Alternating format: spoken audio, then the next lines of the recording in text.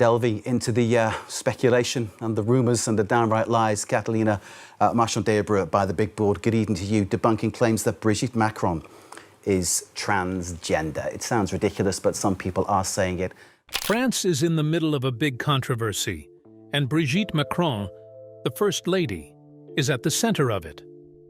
A strange rumor is spreading online, claiming she was born male and once went by the name Jean-Michel Trogneux.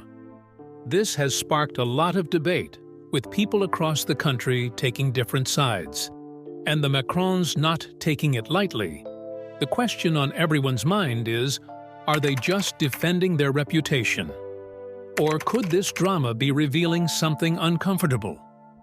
Join us as Macron's wife sets the record straight. France's First Lady goes to war.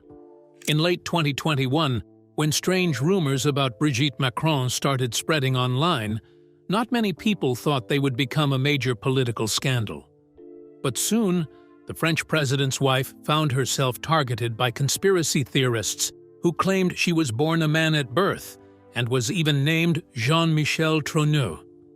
The story started on a small, far-right website, but quickly spread on social media.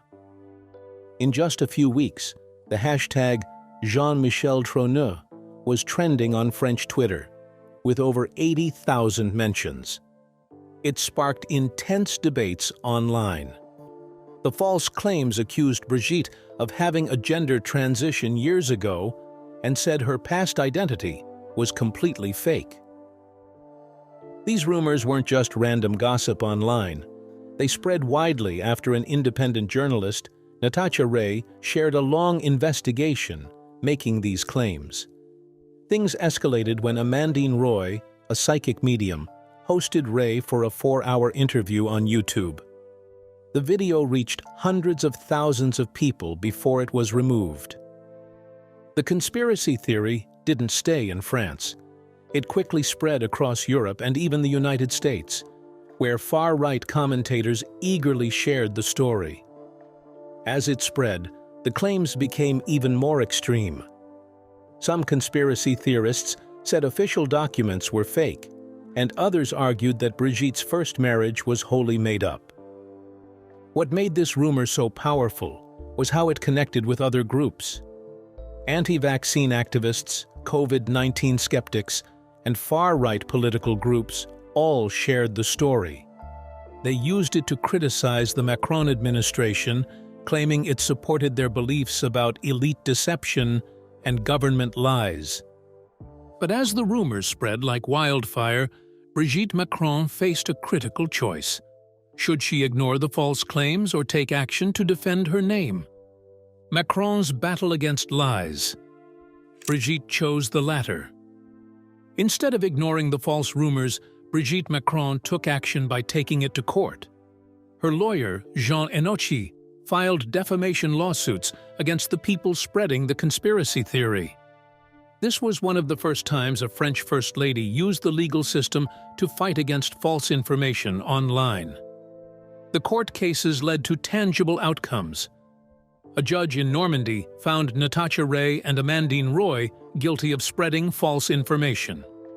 Roy was fined almost $1,000, and Ray was fined about $500.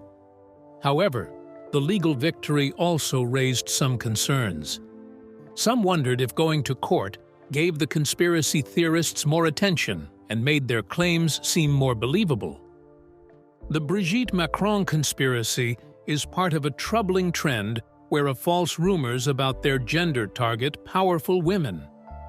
Similar claims have been made about other well-known women, like former U.S. First Lady Michelle Obama and former New Zealand Prime Minister Jacinda Ardern.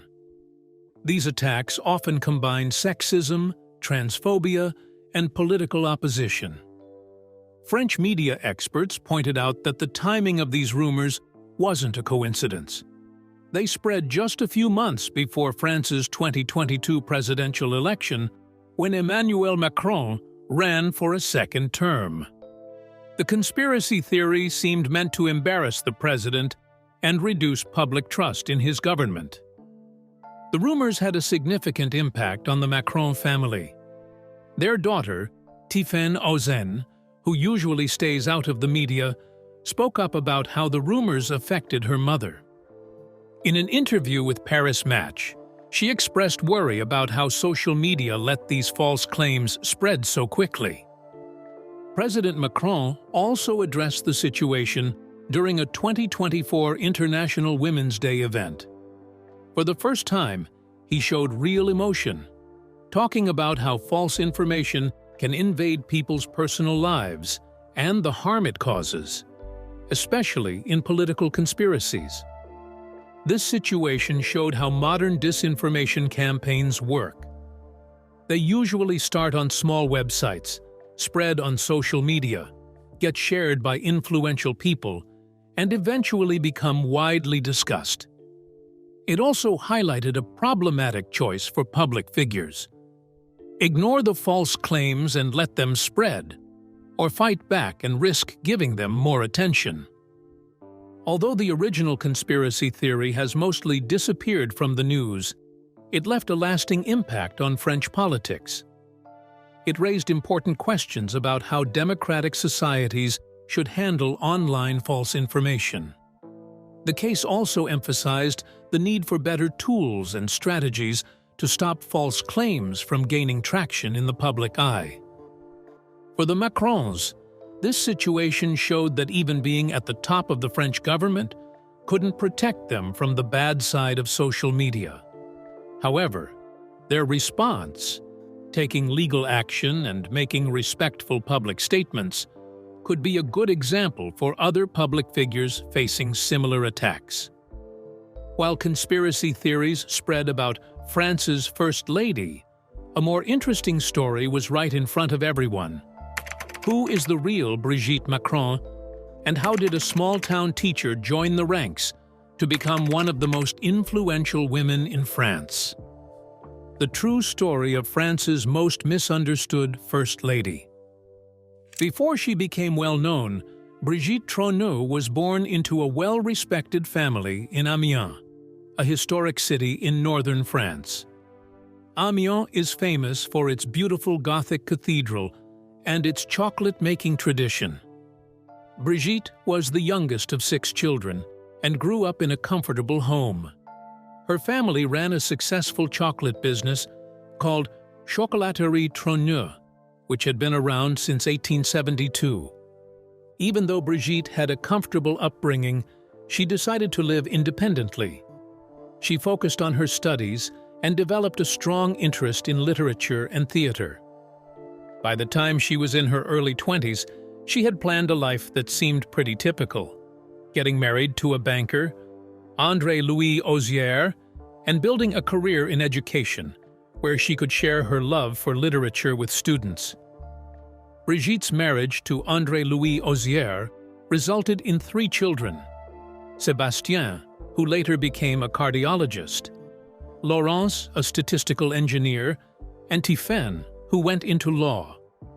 Brigitte balanced her family life with her teaching career, becoming a passionate and engaging teacher at the well-known Catholic Providence School in Amiens.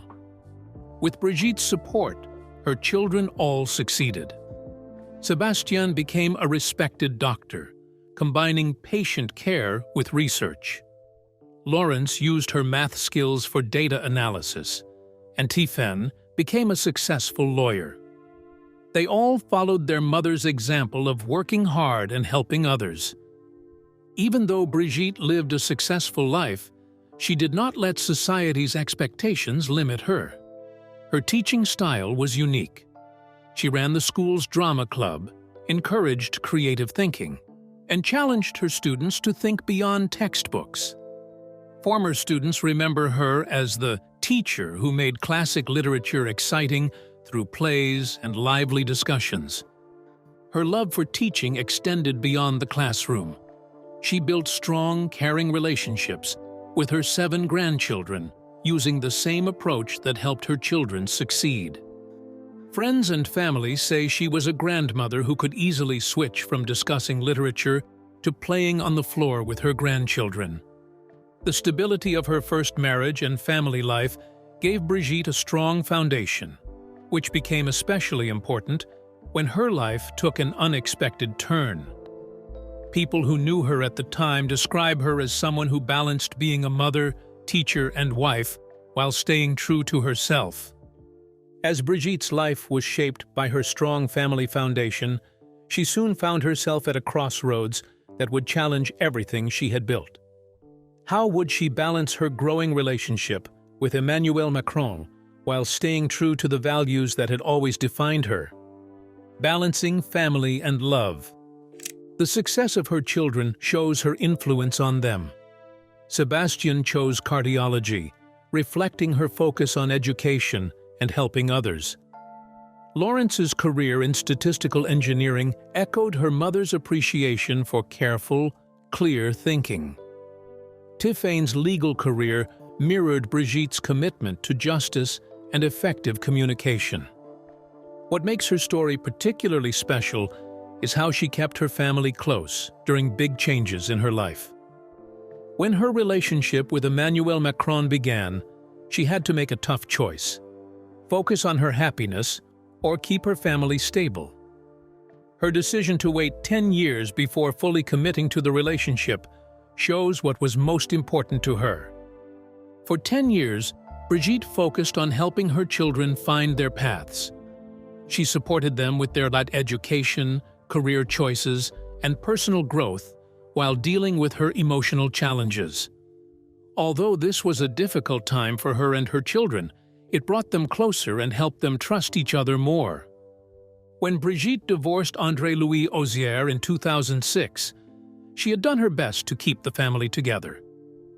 At first, her children were shocked by the changes, but they understood and accepted their mother's decisions over time. It wasn't an easy or quick process, but it was based on years of open talks and mutual respect. When she became Madame Macron, it brought new challenges. Her family was suddenly in the spotlight, and the media started discussing her personal life. Despite this, the family stayed close. Her children, now successful adults, supported her and became some of her strongest supporters. Today, Brigitte Macron's first family shows her success as a mother and grandmother. Her children have built successful careers while staying close as a family. They've learned to handle the unique situation of having a mother who is their parent and France's First Lady, while keeping their personal lives separate from politics. Brigitte Macron's story with her first family is integral to her identity. She made significant changes in her life without losing the most important relationships. In a time when many public figures find it hard to keep their private lives accurate, she has been able to protect her family connections and stay true to herself. One thing that has always stayed the same through all the ups and downs is her dedication to her family. Whether she was Madame Ozier or Madame Macron, she has always been, first and foremost, a mother and grandmother who put her children's well-being at the heart of her decisions. While Brigitte managed to balance her roles as a mother and grandmother, a more complicated part of her life was beginning to unfold: her relationship with a talented young student. How did a well-respected teacher and mother decide to risk everything for a love that went against the usual expectations? A love story that shocked France. Their story began in 1993 at the Catholic Providence School in Amiens, where 15-year-old Emmanuel joined Brigitte's drama class. He was unusual among his peers, intellectually mature, passionate about literature and theater, and unafraid to express complex ideas. Brigitte, then 40, noticed his exceptional talent during rehearsals for a school play they worked on together. The initial connection was purely intellectual. They spent hours discussing literature, philosophy, and theater. Emmanuel contributed to class discussions with insights that seemed beyond his years. Fellow students remember him as the boy who spoke like an adult, engaging their teacher in sophisticated debates that left others struggling to keep up. But Brigitte faced an impossible situation. Not only was Emmanuel her student, but her daughter Laurence was in his class. The age gap of 25 years seemed insurmountable. She had 3 children, a stable marriage, and a respected position in the community. Emmanuel's parents, concerned about their son's intense focus on his teacher, eventually sent him to Paris to complete his education. "I told myself that he would fall in love with someone his age," Brigitte later revealed in an interview with Paris Match. It didn't happen. Despite the distance, they maintained contact. Emmanuel would return to Amiens on weekends, their intellectual connection growing stronger. The situation tormented Brigitte, who understood the potential consequences of their growing attachment. For 10 years, Brigitte put her feelings aside, focusing on her children's well-being. "I took time so I would not wreck their lives," she explained. Emmanuel pursued his education at elite institutions during this period, but their connection persisted. The waiting period wasn't just about social acceptance. It was about ensuring her children could process and accept the significant change in their family dynamic. The decision to pursue their relationship came at a personal cost. Brigitte divorced her first husband in 2006, facing judgment from some in their conservative community. Emmanuel remained steadfast in his commitment, by then working as a banker. When they married in 2007, he was 29 and she was 54. Emmanuel addressed her children at their wedding reception. "Thanks for accepting us, a not quite normal couple."